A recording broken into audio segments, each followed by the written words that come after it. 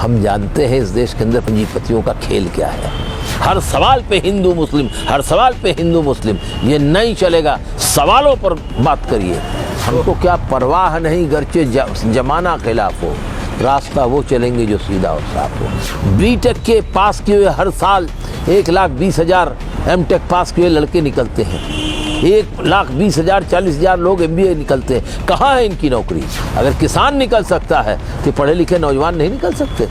लोगों का गुस्सा है महंगाई से। जिंदा कौमें वही होती हैं जो अपने हक और इंसाफ के लिए आईन या संविधान के हिसाब से अपनी बात कह करके अपने हक के लिए लड़ती हैं। अगर किसानों को सरकार ने कुचल करके मार दिया है तो हम अहिंसा के रास्ते पर चलते हुए मतदान करके अपने मतदान से इस सरकार को कुचल देंगे। मीडिया के लोगों ने अपना कोट पैंट अपना सब कुछ उतार दिया है, खाली एक चड्डी पहन के घूम रहे हैं। दौलत का नशा।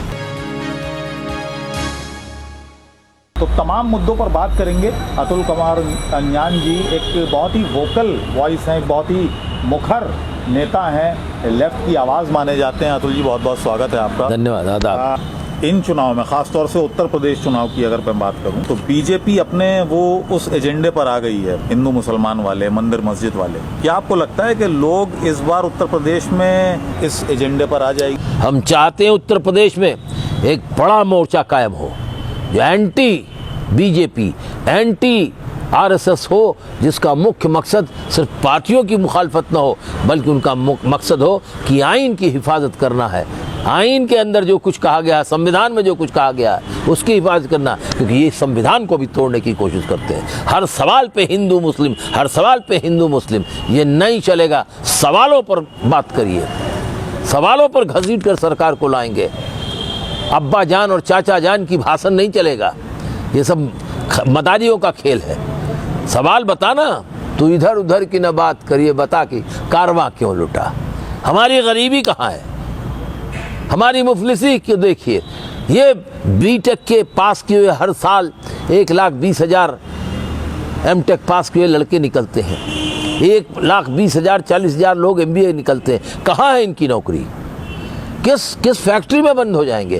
कोरोना काल में तो सब बंद हो गए हैं। वो नौजवान निकलेंगे, वो बढ़ेंगे आगे, हमारा ऐसा विश्वास है। अगर किसान निकल सकता है तो पढ़े लिखे नौजवान नहीं निकल सकते। जिंदा कौमें वही होती हैं जो अपने हक और इंसाफ के लिए आइन या संविधान के हिसाब से अपनी बात कह करके अपने हक के लिए लड़ती हैं। और अगर कोई हक नहीं देता है, हक तलफी करता है, तो उसको जमहूरियत में वोटों की ताकत से हटाया जाता है। अगर लखीमपुर खीरी में प्रधानमंत्री के मंत्री मंडल के सदस्य और गृह राज्य मंत्री टेनी के इशारे पर उनके लड़के ने हजारों किसानों के बीच में कार चलाते हुए 4 किसानों को और एक पत्रकार को कुचलकर मार दिया, ठीक है, तब भी किसान अहिंसक नहीं हुए।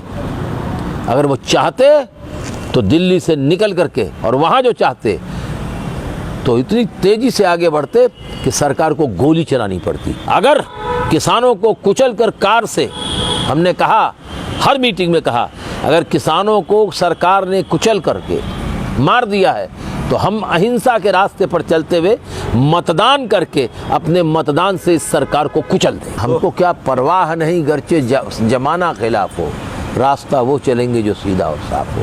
अरे भाई, हम बोलेंगे ना, तो बोलेंगे। आप नहीं बोलेंगे, आप नहीं दिखाएंगे चैनल, तो YouTube तो है ना, सोशल मीडिया तो है ना, छोटे अखबार तो है ना। ये जो एक पूरा माहौल बन गया है और मीडिया की क्रेडिबिलिटी दांव पर है। आपकी बात में जानना हूँ, आगे के सवालात मैं नहीं करूँगा। मैं समझ गया आपके क्या सवालात हैं। मेरा एक ही जवाब है कि ये सुंदर परिधान पहने हुए मीडिया के लोगों ने अपना कोट पैंट अपना सब कुछ उतार दिया है, खाली एक चड्डी पहन के घूम रहे हैं। दौलत का नशा। TRP गई भाड़ में। दौलत का नशा। Show must go on, Raj Kapoor कहते थे। ये सब जो हैं एक एक तरीके से सब चले जा रहे हैं। किसकी बात करूं? मैंने कह दिया ना, सबका नाम मैं नहीं लेना चाहता। अरे आप इतना ज़्यादा हमसे, अरे अतुल जी आप इतना सरकार के खिलाफ बोल जाते हैं, हमारा बंद हो जाएगा चैनल। आप इतना सरकार के खिलाफ बोल जाते हैं कि हमें 10 इस आपकी बातों पर 10 बीजेपी के प्रवक्ताओं को लाकर उनसे चर्चा करवानी पड़ती है आपकी बात को काटने के लिए। काटिए ना।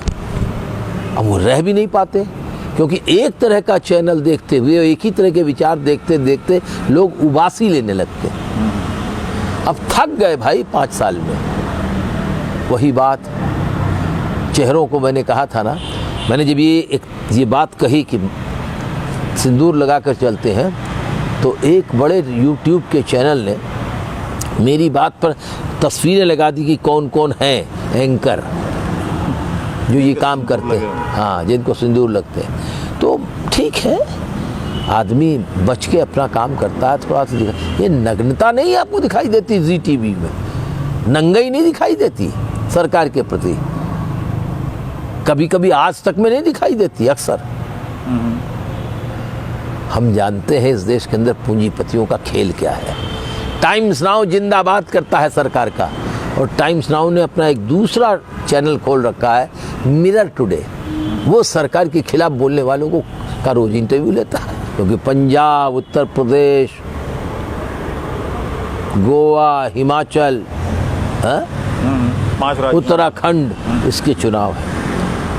सरकार सोचती है कि अगर हम उत्तर प्रदेश, पंजाब और उत्तराखंड में हार गए तो जुलाई में होने वाले राष्ट्रपति के चुनाव में हम हार जाएंगे। लोगों का गुस्सा है महंगाई से। आप यही देखिए ना, पिछले 6 महीने में 90 रुपए बिकने वाला सरसों का तेल अब 220 रुपए और 240 और 360, 340 तक बिक रहा है इलाके में। तो ये महंगाई, ये बेकारी, अरे कभी 80 रुपए किलो प्याज पहुंच गया, टमाटर पहुंच गए, लुट गया। पेट्रोल और डीजल जब महंगा होता है तो आवाजाही नहीं महंगी होती, ढुलाई भी महंगी हो जाती है, सब चीज़ महंगी हो जाती है। और ख़ासकर समझिए कि नीचे 1 लीटर में 4 किलोमीटर ट्रक चलता है जो 10 टन माल लेके चलता है, और जब पहाड़ों पर वो पहुंचता है तो 1 लीटर में 1.5 किलोमीटर नहीं चल पाता, महंगाई दुगनी हो जाती है, बेशक आपकी 4 गुनी हो जाती है। हम लेकिन लोगों से मिले जिनका कहना ये था कि साहब अगर डीजल और पेट्रोल 200 रुपए या 500 रुपए भी हो जाए तब भी हम मोदी जी को और योगी जी को वोट देंगे। ऐसे ही बहुत सारे लोग अब जिसको बर्बाद होने पर भी जश्न मनाना है, ऐसे लोगों की कमी नहीं है। अरे 140 करोड़ का मुल्क है, इस मुल्क के अंदर लोग अगर मरते हुए दिखाई दे सड़क के ऊपर और प्यासे हों तो पानी तक नहीं पहुंचाते, और दूर से खड़े होकर उसका अपने मेट्रो में वीडियो बनाते हैं। ऐसे लोगों से हम क्या कहें। लेकिन जो हुनरमंद हैं, जो बासुरूर है, बासलाहियत, जिनमें सुरूर भी है, वो सब लोग जानते हैं कहाँ जाना है। 20,000 करोड़ रुपए का इलेक्शन का में खर्च करने का बीजेपी का इरादा है उत्तर प्रदेश में। अच्छा, सिर्फ उत्तर प्रदेश? सिर्फ उत्तर प्रदेश में। महाराष्ट्र, तो ये मुंबई, महाराष्ट्र, मध्य प्रदेश, राजस्थान, दिल्ली, बिहार के आरएसएस के कार्यकर्ता जनवरी में गांव तक पहुंच जाएंगे, होटलों के अंदर भर जाएंगे, होटल मिलेंगे नहीं आपको। और इनका लक्ष्य है हर गांव में 3 आरएसएस के कार्यकर्ता चले जाएं। उनकी भाषा बोली से मोदी जी ने क्या किया ये समझा। ये सब फैसला अभी पिछले दिनों चित्रकूट में जो आरएसएस का मोहन भागवत ने मीटिंग बुलाई थी, सारे आरएसएस के प्रमुख लोग थे उसमें लिया गया। अभी फिर हो गया, क्योंकि वो देख रहे हैं कि इश्यूज बदल गए।